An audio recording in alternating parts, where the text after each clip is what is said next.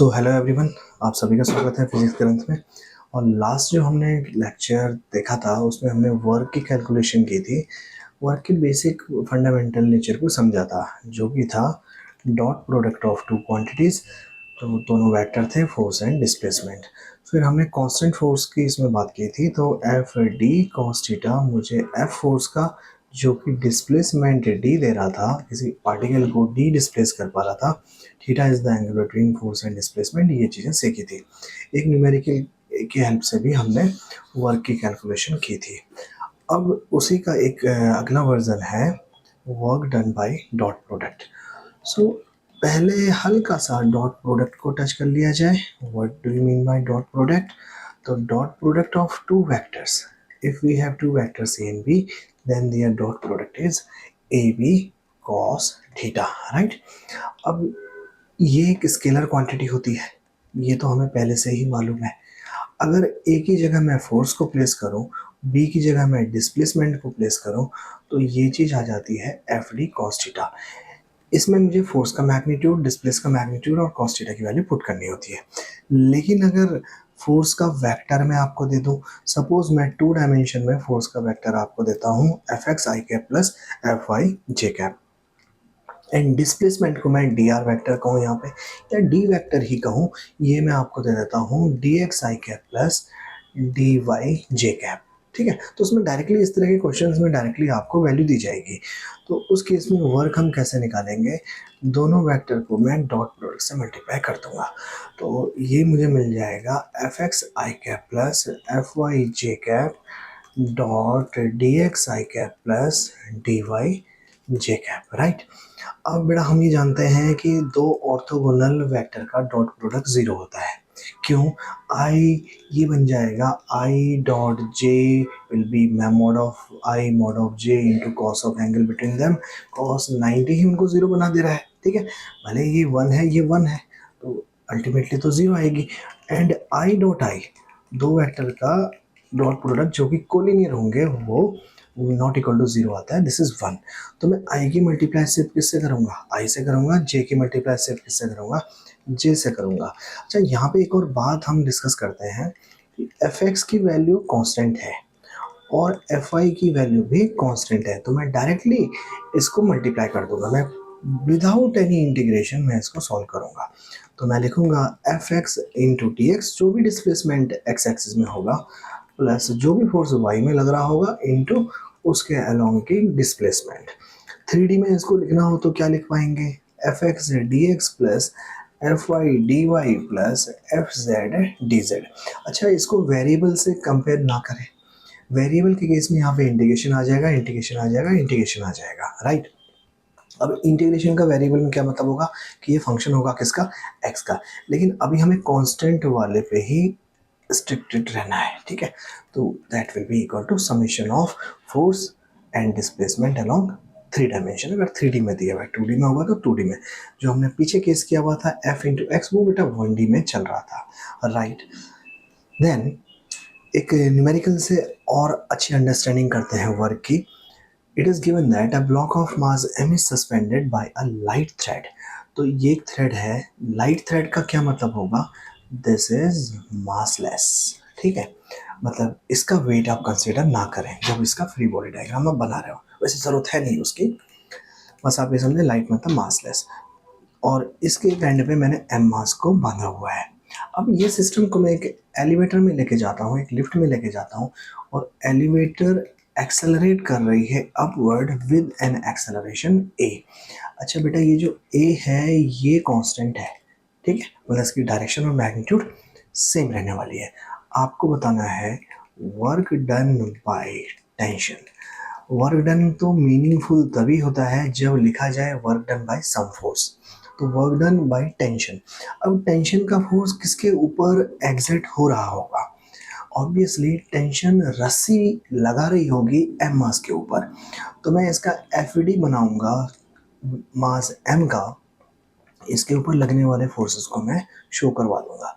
Tension बेटा towards the length लगती है स्ट्रिंग के, अवे फ्रॉम बॉडी, जिसका आप फ्री बॉडी डायग्राम बना रहे हैं, और इस बॉडी पे एक फोर्स और लगेगा vertically downward, that is M G. So tension is acting vertically upward and mg downward. अब ये सिस्टम मैं इसको जब ग्राउंड से ऑब्जर्व करता हूँ, देखिए यहाँ पे ग्राउंड से ऑब्जर्व करना और लिफ्ट से ऑब्जर्व करने में दोनों केसेस में टेंशन की वैल्यू सेम आती है। कभी कभार हम क्वेश्चन से ना 2-3 कॉन्सेप्ट भी कर लिया करेंगे। तो tension is a type of force, आप इसको भी समझ लीजिए। टेंशन बेटा एक रियल फोर्स है, ठीक है। अब ये रियल फोर्स का जो वैल्यू आएगा वो किसी भी फ्रेम ऑफ रेफरेंस में सेम आएगा। मतलब मैं इसको कहूँगा फ्रेम इंडिपेंडेंट, चाहे ग्राउंड से कीजिए चाहे लेफ्ट से कीजिए, आंसर विल बी सेम। तो मैं ग्राउंड से इसको सॉल्व कर रहा हूँ, तो इसका जो एक्सेलरेशन आएगा, एक्सेलरेशन ए, ग्राउंड वाले को फील लगेगा, फील होगा उसको एग्जैक्टली कि ए एक्सेलरेशन से वर्टिकली अपवर्ड जा रहा है। तो अब ग्राउंड वाला पर्सन इसकी इक्वेशन क्या बना देगा, summation of all the forces is equal to M A की वैल्यू नॉन जीरो है, मास बेटा पार्टिकल का एम है, तो यहाँ पे ए लिखूंगा, जो फोर्स ए के साथ होगा उसको मैं पॉजिटिव बोल दूंगा एंड ए के अपोजिट होगा नेगेटिव बोल दूंगा। तो टी की वैल्यू यहाँ पे क्या आ चुकी होगी, एम ए प्लस ऑफ जी आ चुकी होगी। तो आप ध्यान रखिए आगे कभी भी इस तरह के न्यूमेरिकल्स अगर आपके पास आते हैं कि एक लिफ्ट है वो ऊपर की तरफ एक्सलेट कर रही है, एम मास है, तो उसमें आने वाला टेंशन कितना होगा, तो आप डायरेक्टली इसको लिख लीजिएगा एम ए प्लस जी। बेटा अगर लिफ्ट डाउनवर्ड आ रही होगी तो तब आप टेंशन को क्या लिखेंगे, उस वक्त आप टेंशन को लिखेंगे M A minus of G. But अभी मैं इसकी, हमें इसकी कोई नीड ही नहीं है तो उसको मैं यहाँ से कट कर देता हूँ। सो मेरे पास वर्क डन बाय टेंशन में दो चीज़ों की ज़रूरत थी। अच्छा पहले एक और बात कि ये फोर्स कैसा है, कांस्टेंट है, वेरिएबल है। तो आप फॉर्मूले में भी देखिए mass constant, A constant, G constant, direction भी सेम है, मैग्नीट्यूड भी सेम है। तो मैं यहाँ पे फॉर्मूला लगाऊंगा work done by constant force. तो मैं इसको लिखूंगा M A plus G into displacement. अब ये डिस्प्लेसमेंट कितने सेकेंड में, डिस्प्लेसमेंट पूछ रहा है टी सेकेंड में, आप मुझे बता दीजिए। सो बेटा जो टी सेकेंड का डिस्प्लेसमेंट निकलेगा वो वैल्यू मैं यहाँ पुट कर दूंगा, वी विल गेट आंसर। अब ग्राउंड पे बैठा हुआ ही पर्सन उसकी डिस्प्लेसमेंट कैसे चेक करेगा, तो उसके लिए मुझे सेकंड इक्वेशन ऑफ मोशन लगानी पड़ेगी, S is equal to U T plus acceleration देखना पड़ेगा पार्टिकल का अपवर्ड कितना है, तो उसका एक्सेलरेशन तो सिर्फ ए है, तो ये बन जाएगा ए टी स्क्वायर। एक्चुअल में एक्सेलरेशन एम मास का है। अच्छा कुछ लोग इसमें ये सोच रहे होंगे सर इसका जो एक्सेलरेशन आएगा इफेक्टिव वो जी प्लस ए क्यों नहीं रखा आपने, क्योंकि आपने यहाँ पे तो ये चीज़ रख दी थी। तो मैं आपको एक चीज़ बता दूँ, F is equal to M A में, ये सबसे बड़ा कंसेप्ट है इस क्वेश्चन का। M A is not a force, M A is multiplication of mass and acceleration. तो बेटा उसका एक्सेलरेशन कितना था, ए था। आप अगर राइट हैंड साइड में देखिए तो एम जी यहाँ पे लिखा हुआ है, m ji is a force, सो मैं जी को वहां पे इंसर्ट करूंगा ही नहीं, ठीक है। तो इसलिए मैं एक्सेलरेशन लिखूंगा half A into T square only, don't make it A plus G square, ठीक है। जैसे ये चीज़ आ जाएगी, अच्छा इसमें ये चीज़ जीरो होनी ही थी, तो बेटा वर्क डन बाय टेंशन मेरे पास जो आएगा वो आ जाएगा M A plus G divide by two into A T square. This is your final answer, ठीक है। तो एक ऐसी प्रॉब्लम है जिसमें हमने लॉज ऑफ मोशन को भी अप्लाई कर दिया, हमने बेटा फ्रेम डिपेंडेंसी भी सीख ली इस क्वेश्चन में। मैं आपको 4 से 5 क्वेश्चन कॉन्सेप्ट सिखा चुका हूँ इस क्वेश्चन में। देन इक्वेशन ऑफ मोशन भी यहाँ पे अप्लाई हो गया है, ठीक है। और आपको एक चीज़ और दी है मैंने यहाँ पे नॉलेज कि M A is not force, ये एक फोर्स नहीं है, एक्सेलरेशन इसका ए है, ठीक है। और एम जी उसके साथ ऐड नहीं करना है आपको इस क्वेश्चन में। ओके अगले क्वेश्चन की तरफ बढ़ते हैं। अगला एक टॉपिक ही कर लिया जाए, work done by variable force. ये एक्चुअल में work done by constant force के बाद का टॉपिक है, ठीक है। पढ़ाना इसको पहले चाहिए, मैं तो हमेशा कहता हूँ इसको आपको पहले पढ़ाना चाहिए, बट उसके इसमें आपको इंटीग्रेशन का अप्रोच क्लियर होना चाहिए, है ना। तो मैं बाद में इसलिए पढ़ा रहा हूँ ताकि कांस्टेंट फोर्स वाला आपको आ चुका हो और तब इसको जानने में थोड़ी आसानी आपको लगे। तो इसको मैं एक डायग्राम जो कि एक प्लेन में मैं फोर्स वर्सेस डिस्प्लेसमेंट या पोजीशन का मैं आपको डायग्राम दे देता हूँ, ठीक। इसमें मैंने इस तरह का एक स्ट्रेट लाइन दे दिया है, ठीक है। आपको वेरिएबल फोर्स का भी मीनिंग समझाता हूँ मैं। एक्चुअल में वर्क टाइम डिपेंडेंट होता है, ठीक है। अब टाइम डिपेंडेंट का क्या मतलब है? Work is defined for an interval, agreed? बेटा फोर्स भी फंक्शन हो सकता है टाइम का, टाइम के साथ फोर्स वेरी करे। फोर्स फंक्शन हो सकता है एक्स का, अगर 1D में बात हो रही हो, 2D में एक्स और वाई दोनों का, 3D में एक्स वाई जेड तीनों का हो सकता है, ठीक है। टाइम के साथ भी एक ऐसी इक्वेशन आपको दी जा सकती है फोर्स की। तो अगर फोर्स फंक्शन है एक्स का, मतलब एग्जाम्पल में हम लिख लें 6x, एग्जाम्पल में लिख लें 6xy², तो इसमें फोर्स एक्स और वाई दोनों की वैल्यू पुट करने पे चेंज हो रहा है। ऊपर वाले में F is equal to 6x में x की वैल्यू चेंज करने पे फोर्स इज गेटिंग चेंज। तो इसका जो वर्क डन निकलेगा वो एफ डी कॉस थीटा से नहीं निकलेगा, उसका कुछ और ही फॉर्मूला होता है। तो फॉर्मूला मैं आपको दे देता हूँ। Work done by variable force होता है integration of F D X. लेकिन बेटा यहाँ पे एक चीज ध्यान रखना, F will be function of X only, Y भी हो सकता है उसमें, मैं डिफरेंशिएट करते टाइम बताऊंगा आपको किस तरह से उसको ओवरकम करना है आपको। अगर एक्स का फंक्शन होता सिर्फ तो 6x की वैल्यू मैं यहाँ रखता, तो मेरा आंसर क्या था? 6x dx। अब x1 और x2 क्या होंगी? उसकी पोजीशन होंगी, x1 initial position, x2 final position. So these are called boundary conditions, ठीक है। लोअर लिमिट अपर लिमिट भी इन्हें कह दिया जाता है। तो अभी मैं आपको इस ग्राफ की हेल्प से एक फॉर्मूला प्रूव करा रहा हूँ, एक आपको हम कंसेप्ट भी देंगे कि area under the diagram will be net work done. तो इससे जस्ट पहले जो हमने सीखा था work done by constant force, उसी की हेल्प से इसको सीखते हैं। This is F into D S बोल दो आप, या बेटा इसको एस बोल दो आप। This is displacement, F into x बोल दो, इसका कोई फर्क नहीं है, ठीक है। तो मैं ये फॉर्मूला कब लगा पाता हूँ? जब फोर्स कांस्टेंट होता है। क्या यहाँ पे कांस्टेंट फोर्स, इसको हम दिखा सकते हैं? बिल्कुल। इस लाइन पे पूरी जगह फोर्स की वैल्यू क्या आ रही है? कांस्टेंट आ रही है।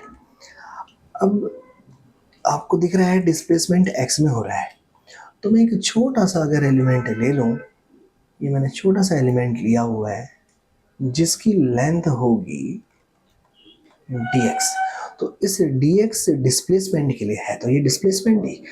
So for this displacement f will be a constant force, ठीक है।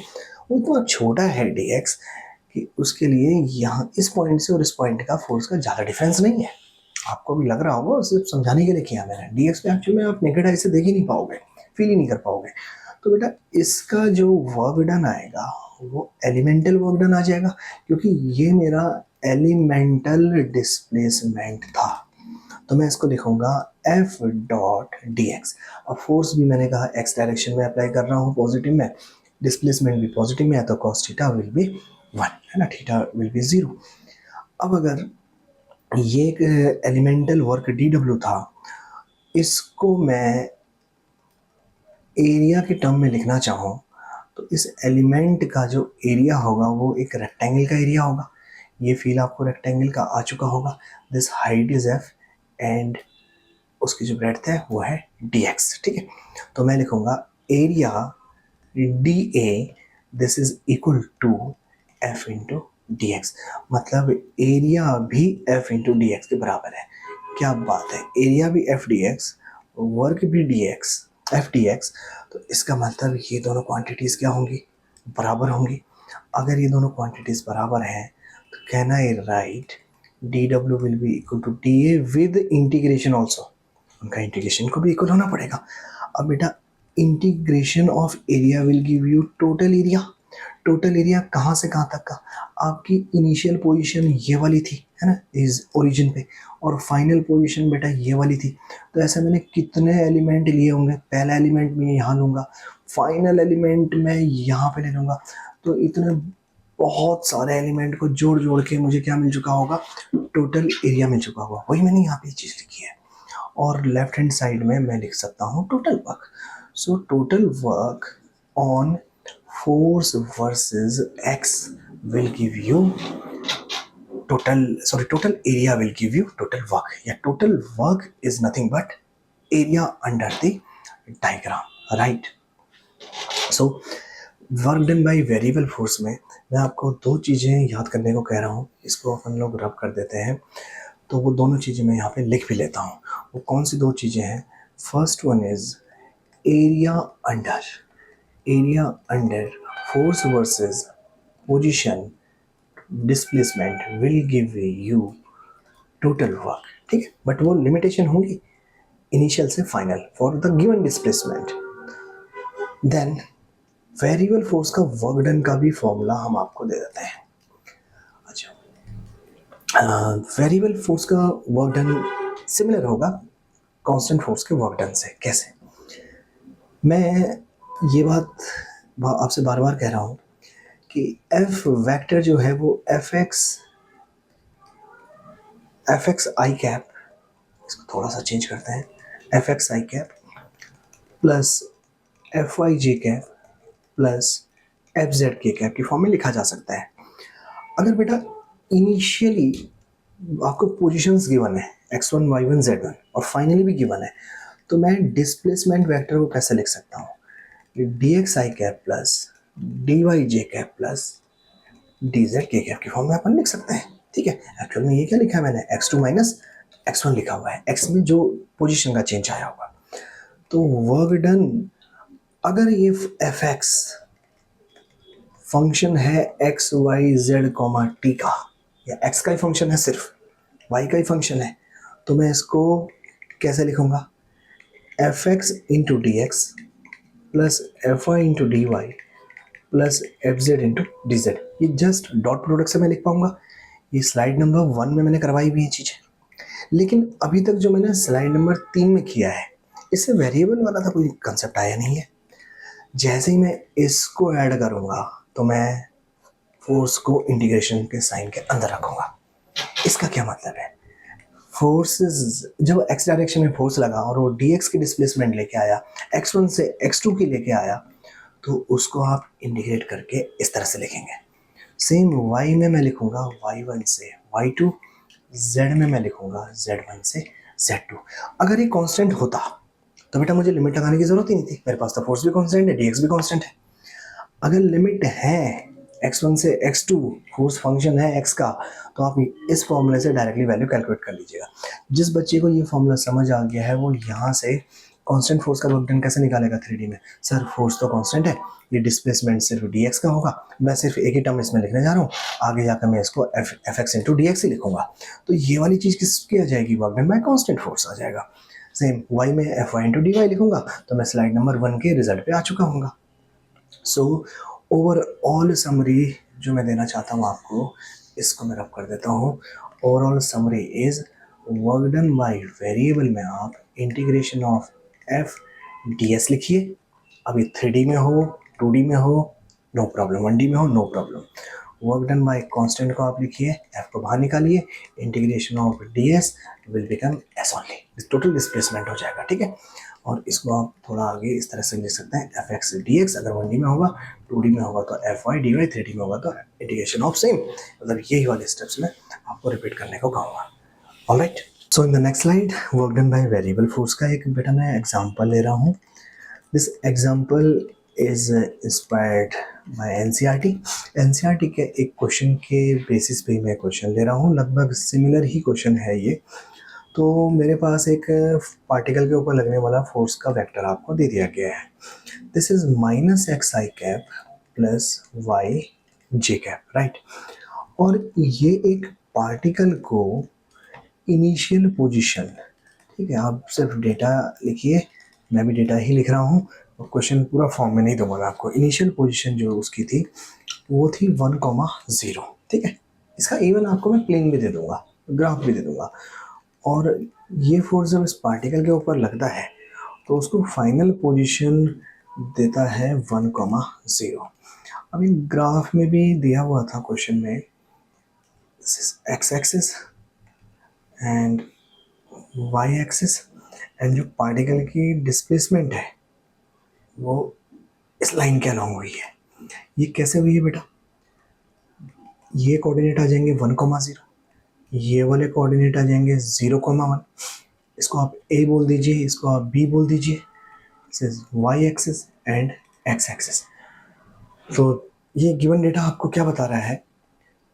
फोर्स का मैं वेक्टर से जब कंपेयर करूँ F X I cap plus F I J cap से, तो एफ एक्स की वैल्यू कितनी है यहाँ पे, minus of x, and f y का वैल्यू कितना है, प्लस ऑफ वाई। ठीक है, इस डेटा को ऑब्जर्व करने के बाद आप ये रिजल्ट पे आ पाए हैं कि यहाँ पे जो वर्क डन निकलेगा वो वेरिएबल फोर्स का निकलेगा।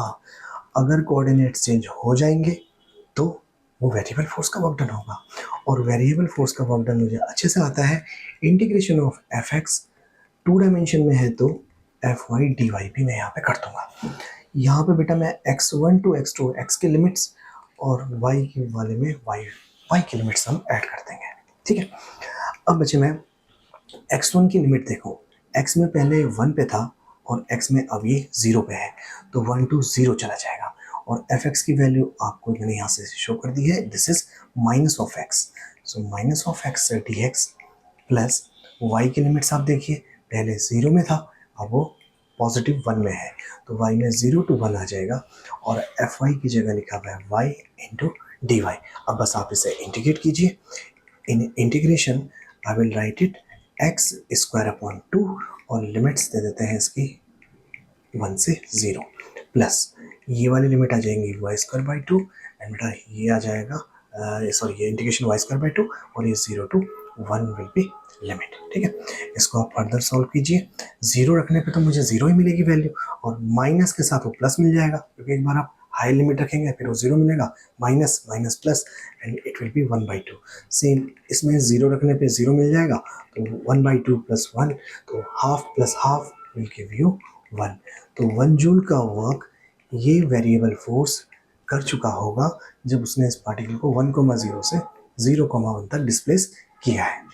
ठीक है, next again a question, a block of mass m is released from top of a smooth fixed inclined plane।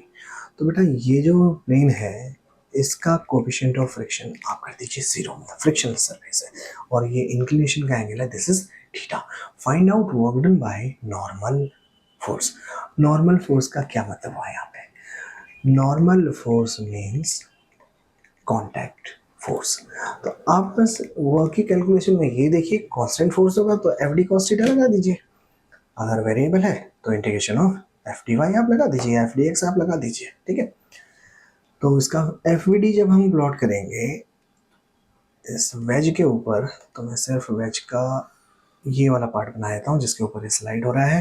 अच्छा, थीटा एंगल भी अपन को दिखाना पड़ेगा, तो ये थीटा एंगल भी हम लोगों ने दिखा दिया है। ठीक है, दिस एंगल इज थीटा।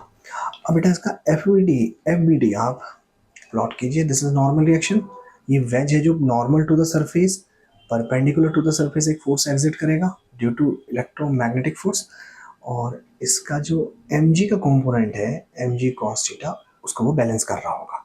ठीक है, मैं आपको एम जी का एक और कंपोनेंट दिखा देता हूँ, this one is M g sine theta, इसको आप ऐसे याद रख सकते हैं, ये एंगल थीटा है, this one will be m g, तो एम जी का ये एंगल थीटा हो जाएगा तो कॉस थीटा, और ये वाला कंपोनेंट हो जाएगा m g sine of theta. अगर ये स्लाइड कर रहा है तो normal m g cos theta को बैलेंस करते हुए चल रहा होगा। अब पूरे प्रोसेस में मतलब उसका डिस्प्लेसमेंट जो होगा वो डेल्टा एस है, तो डिस्प्लेसमेंट नॉर्मल के परपेंडिकुलर आ चुका है, तो वर्क डन बाय नॉर्मल, क्या नॉर्मल कांस्टेंट है, यस डायरेक्शन भी कांस्टेंट है, एम जी कॉस थीटा भी कांस्टेंट है ना, तो normal will be a constant force, तो ये बन जाएगा m g cos theta into displacement is delta s और साथ में कॉस ऑफ 90, तो यहाँ से जो वर्क डन आ जाएगा by normal reaction it will be equal to 0। Perfect, then next one, the system is release from rest.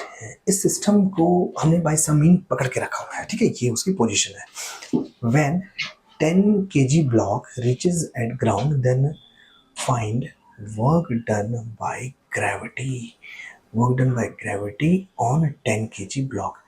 इसका क्या मतलब है बेटा, 10 kg पे लगने वाला जो ग्रेविटेशन फोर्स होगा ऑब्वियसली वर्टिकली डाउनवर्ड होगा toward the centre of earth होगा।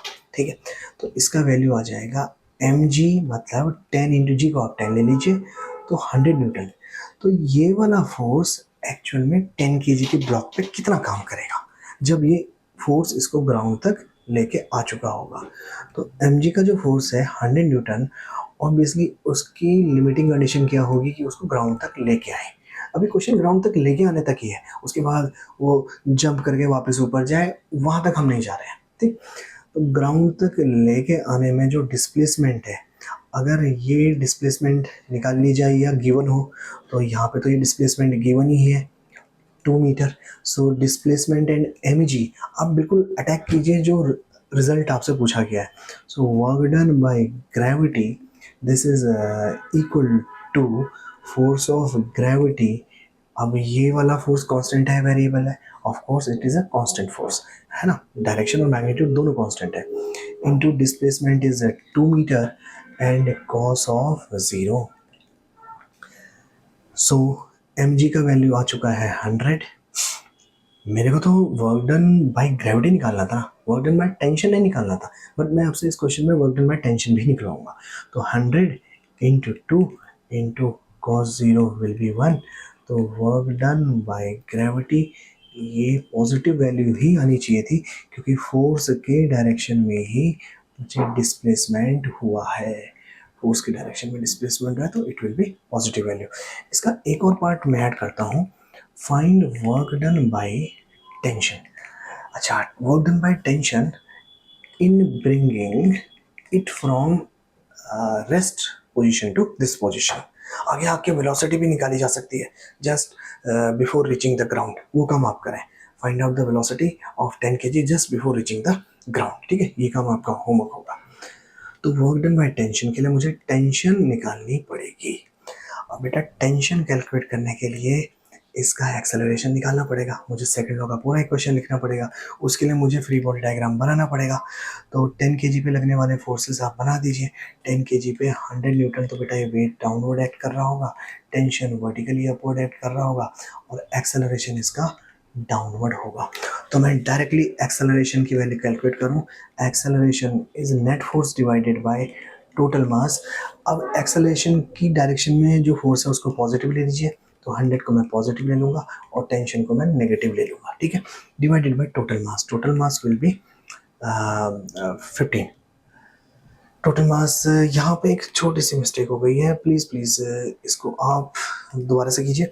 एफ नेट एक्चुअल में ये जो बाहर से लगने वाला फोर्स है, ठीक है, तो बाहर से लगने वाले फोर्स इस सिस्टम के ऊपर आप देखेंगे तो इधर से बेटा लग रहा होगा 100 माइनस इधर से सिस्टम के ऊपर कितना लग रहा होगा 50 न्यूटन, तो मैं 100 माइनस 50 करूँगा, डिवाइडेड बाय 15 कर दूँगा। सो आई एम गेटिंग 50/15। अब अगर मैंने वो जो पीछे लिखा था ना टेंशन, तो एक टेंशन उधर की भी आपको प्लस करनी पड़ती है, तो एक माइनस तब भी आप यही रिजल्ट पे आते हैं। तो ये बन जाएगा 10/3, या आप इसको g/3 भी लिख सकते हैं। सो एक्सेलरेशन इज 10/3 मीटर पर सेकेंड स्क्वायर। अब बेटा मुझे टेंशन निकालनी थी, तो मैं किसी भी एक ब्लॉक के लिए टेंशन का इक्वेशन लिख दूं, तो इक्वेशन मेरे पास था, मैं लिखूंगा 100 माइनस टी, 10 kg पे लगने वाला फोर्स डाउनवर्ड, 100 ऊपर लगने वाला पॉजिटिव विल बी मास कितना है बेटा इसका 10 इंटू एक्सेलरेशन कितना है 10/3। तो इस फॉर्मूले से हम टेंशन नहीं निकाल सकते क्या? So tension will B 100 minus 100/3। So tension कितनी आ जाएगी बेटा 300 minus 100, it will B 200/3 Newton. अब मुझे एक्चुअल में वर्क डन निकालना था, तो work done by this tension will B, इसको कलर चेंज कर देते हैं, work done by tension will B, tension का फोर्स आ चुका है 200/3 into what is the displacement 2, और टेंशन ऊपर की तरफ लग रहा है और डिस्प्लेसमेंट बेटा डाउनवर्ड हो रहा है, तो इसको मैं क्या लिखूंगा 180। So work done by tension will be minus of 400/3 newton metre, और इसको हम जूल भी कहते हैं, ठीक है। So work done by tension is this. तो इस क्वेश्चन में एक चीज़ पूछी गई थी आपको, वर्क डन बाय ग्रेविटी, वो तो आप सिंपली निकाल सकते हैं, work done by gravity on 10 kg बेटा 10 केजी के ऊपर पूछा हुआ था, दैट्स वाई मैंने 10 केजी के ऊपर ही कैलकुलेट किया है। Net work done by gravity होता तो आप 5 केजी के ऊपर भी कैलकुलेट करते, देन दोनों का वेक्टर सम कर देते, not vector sum, it will be scalar sum, right. फिर मैंने एक क्वेश्चन और पुट किया इसमें, what will be the work done by tension. तो उसके लिए लॉज ऑफ मोशन कंप्लीटली मुझे रिकॉल करना पड़ा कि पहले मैं एक्सेलरेशन कैलकुलेट कर रहा हूँ इस ब्लॉक का, देन मैं टेंशन कैलकुलेट कर रहा हूँ, देन उसके बाद मैं वर्क डन बाय टेंशन को भी कंसिडर करूँ। So next question, a force of 0.5x plus 10। तो क्वेश्चन में आगे ना जाके मैं इस पे ही डिस्कशन करना चाह रहा हूँ बेटा। If it is written that force is given 0.5x plus of 10, तो ये कैसा फोर्स है? Force is a function of x, और हमें स्ट्रेट लाइन की इक्वेशन देख के भी पता चल रहा है कि ये फोर्स x के साथ स्ट्रेट लाइन बिहेव कर रहा है। कैसे? दिस इज f और वर्टिकल हॉरिजॉन्टल में x को रिप्रेजेंट कर दिया जाए, ठीक है। और y is equal to f x से एम एक्स प्लस सी से हम कह सकते हैं कि ये 10 अमाउंट जो 10 न्यूटन ऑफ फोर्स होगा वो x इक्वल टू 0 पे अप्लाई होगा, उसके बाद 0.5 इंटू एक्स से ये वेरी कर रहा होगा, ठीक है। So this is f and x, और उसकी इक्वेशन क्या लिखूंगा मैं? 0.5x plus of 10। यहाँ पे 0.5 क्या चीज़ है? ये tan theta, it is the slope, ठीक है। तो tan theta which is slope is 0.5 और 1/2। क्या पता इसकी जरूरत पड़े, नहीं भी पड़ती तो आप देख लीजिए। Here F is in Newton, X is in meter. Calculate the work done by force during the displacement of particle.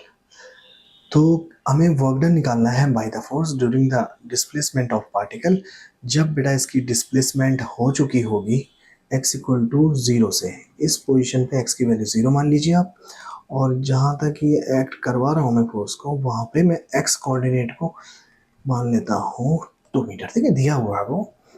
So variable force का जो वर्क डन है ये होता ही है integration of F X D x. अब force में सिर्फ x axis में अप्लाई कर रहा हूँ, इंटीग्रेशन की लिमिट आ जाएगी बेटा x1 to x2, again very easy question.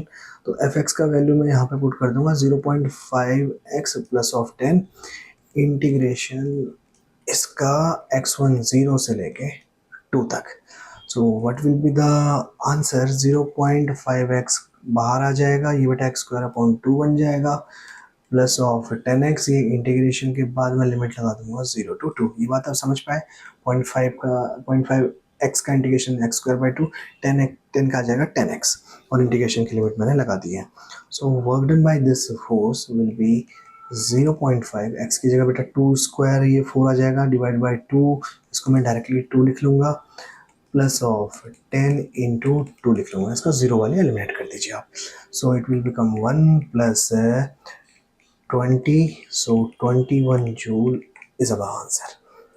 इस क्वेश्चन को एक दूसरे तरीके से भी सॉल्व करने का ट्राई करते हैं। और दूसरा जो मेथड है वो एरिया वाला मेथड है। थोड़ी देर पहले मैंने आपको स्लाइड नंबर 2 में शायद इसे समझाई थी, एरिया अंडर। मतलब बेटा जो इसको पहले मैं एरेज कर देता हूँ, ठीक है, ये वाला पार्ट कि फोर्स वर्सेस एक्स का अगर आपके पास डायग्राम है तो ये जो एरिया अंडर द कर्व होगा it will be your total work. अब ये एरिया क्या हम लोग कैलकुलेट कर सकते हैं? उसके लिए मुझे वैल्यूज चाहिए, सिंपल सी बात है, मुझे वैल्यूज चाहिए। तो बेटा x की वैल्यू जब 0 थी, when x equal to 0, x equal to 0, तो फोर्स कितना आ जाएगा? 0.5 इंटू 0 प्लस ऑफ 10, मतलब इनिशियली 10 न्यूटन का फोर्स यहाँ पे मैं लिख सकता हूँ। अच्छा, इस पोजीशन पे f का वैल्यू कितना होगा? तो मैं x की वैल्यू क्वेश्चन में 2 इंसर्ट कर दूंगा, तो बेटा इसको मैं लिखूंगा 0.5 इंटू 2 प्लस ऑफ 10, तो कितना फोर्स आ जाएगा? ये 1 प्लस 10 इट इज 11 न्यूटन, ठीक है, ये आ जाएगा 11 न्यूटन। तो यहाँ पर मैं लिख दूंगा 11 न्यूटन। अब मेरे पास एक ट्रेपेजियम आ चुका है, तो area of trapezium will be your answer. अब बेटा एरिया क्या होता है? Sum of parallel sides divided by 2 into height of this trapezium. अब पैरेलल साइड मुझे कौन कौन सी देखी? एक ये वाली साइड और बेटा एक ये वाली साइड, बोथ आर पैरेलल, तो ये आ जाएगा 10, और दूसरी वाली की साइड हाइट कितनी है बेटा? 11 divided by 2 and what is the height? This height is equal to 2. तो 2 से 2 कैंसिल आउट हो चुका है. ये वैल्यू आपके पास एक्जैक्टली कितनी आ चुकी है? 21 न्यूटन मीटर और 21 जूल. तो एक्जैक्टली मुझे वही आंसर मिल चुका है. तो आप देख लीजिए आपको सूटेबल कौन सा लगता है. ठीक है, मेरे ख्याल से ये वाला मेथड जो है वो जल्दी आपको आंसर ला के दे देगा. सो आज का लास्ट क्वेश्चन है, सेकेंड सीरीज का last question. The work done bye frictional force on a surface in drawing a circle of. मैं इससे पहले कहना चाहूँगा it is very very good question. बहुत इंपॉर्टेंट क्वेश्चन है, इसमें गलती होने के भी चांसेस हैं. ठीक है, मैं आपको ऑप्शंस नहीं दे रहा हूँ, ऑप्शंस दिए भी नहीं है मैंने, लेकिन कई लोग इसका आंसर 0 ला के दे देंगे. ठीक है. The work done by friction force on a surface in drawing a circle of radius r on the surface by a pencil of negligible mass. तो बेटा मैंने एक सर्कल ड्रॉ किया है, ये मैंने पेंसिल से ड्रॉ किया है. ठीक है, इसके ऊपर मैं दोबारा से इसको ड्रॉ कर देता हूँ. तो जब मैं पेंसिल से इस पर ड्रॉ कर रहा हूँ तो अच्छा, पेंसिल का मास नेग्लिजिबल है with a normal pressing force. तो मैं पेंसिल को प्रेस करके कर रहा हूँ. ठीक है, तो वो जो फोर्स होगा वो एक्चुअल में इनटू द प्लेन होगा. किसी भी पॉइंट पे आप देखिए तो मैं यहाँ पे क्रॉस लगाता हुआ चला जाऊँगा because that force is into the plane. जब मैं इसको साइड से देखूँगा तो पेंसिल इस तरह से चल रही होगी, मतलब वो पेंसिल नॉर्मल फोर्स इस तरह से लगा रही होगी. ओके, इसमें निकालना क्या है अपन को? Work done bye frictional force. सो work done bye frictional force आपको यहाँ पे कैलकुलेट करना है. अब बेटा फ्रिक्शनल फोर्स में पहली चीज कौन सा फ्रिक्शन होगा? वो स्टैटिक फ्रिक्शन होगा या काइनेटिक फ्रिक्शन होगा? स्टैटिक फ्रिक्शन का वर्क डन कहीं 0 भी दिखा था हमें, कहीं पे पॉजिटिव भी दिखा था, और काइनेटिक का जो वर्क डन है वो हमें नेगेटिव दिखा था. ठीक है, तो जब ये मोशन में है तो ऑब्वियसली मैं यहाँ पे कौन सा फोर्स लिखूंगा? काइनेटिक. क्या मैं यहाँ पे directly kinetic friction into D into cos theta apply कर दूँ, या मैं पहले ये चेक करूंगा कि कांस्टेंट फोर्स है या वेरिएबल फोर्स है? ठीक है, पहले या तो मैं ये चेक कर लूँ कांस्टेंट है या वेरिएबल फोर्स है. तो आप मुझे बताइए कि जो काइनेटिक फ्रिक्शन है ये कैसा फोर्स है, वेरिएबल या कांस्टेंट? आगे जाके into displacement into cos theta से आंसर तो आ जाएगा. ठीक है, तो जिन लोगों ने सोचा है मैं उन्हें फिर से बता दूं, जो लोग सही होंगे वेरी नाइस. जब बेटा मैं सर्कल ड्रॉ कर रहा हूँ तो इस पॉइंट पे फ्रिक्शन टेंजेंशियली एक्ट किया होगा, इस पॉइंट पे फ्रिक्शन ऐसे एक्ट किया होगा, इस पॉइंट पे फ्रिक्शन ऐसे एक्ट किया होगा. तो फ्रिक्शन फोर्स का मैग्नीट्यूड तो कांस्टेंट है, लेकिन बेटा फ्रिक्शन फोर्स की डायरेक्शन क्या हो रही है? डायरेक्शन चेंज हो रही है.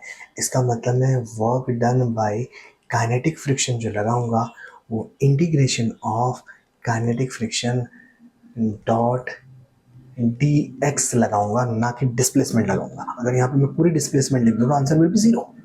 ठीक है, अब काइनेटिक फ्रिक्शन, इसको काइनेटिक फ्रिक्शन की वैल्यू तो कांस्टेंट होगी ना. अगर काइनेटिक फ्रिक्शन निकाला जाए तो ये म्यू के इंटू एन आ रहा है. ठीक है, और बेटा एन की वैल्यू कितनी आ रही है?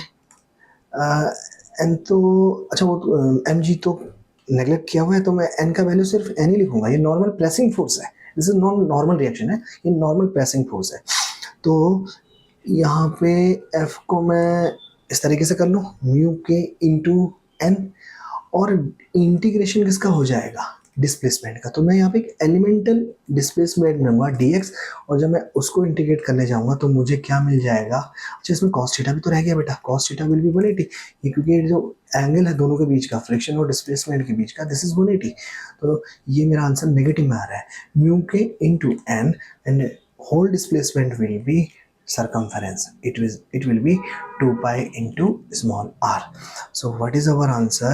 Work done by kinetic friction या friction ये आ जाएगा -2 pi mu into n into r. ठीक है, आप इसका अगर कांस्टेंट फोर्स से करते हैं इसको तो शायद आपका डिस्प्लेसमेंट 0 आता और आप इसका आंसर 0 देके आगे निकल जाते, नेगेटिव में आप जा चुके थे. सो कुछ क्वेश्चन से मैंने कोशिश किया है कि आपका वेरिएबल फोर्स का कंसेप्ट क्लियर हो. अगर आपकी डिमांड होगी तो मैं और कुछ और अच्छे क्वेश्चन के साथ वेरिएबल फोर्स आपको बेसिकली समझा दूंगा.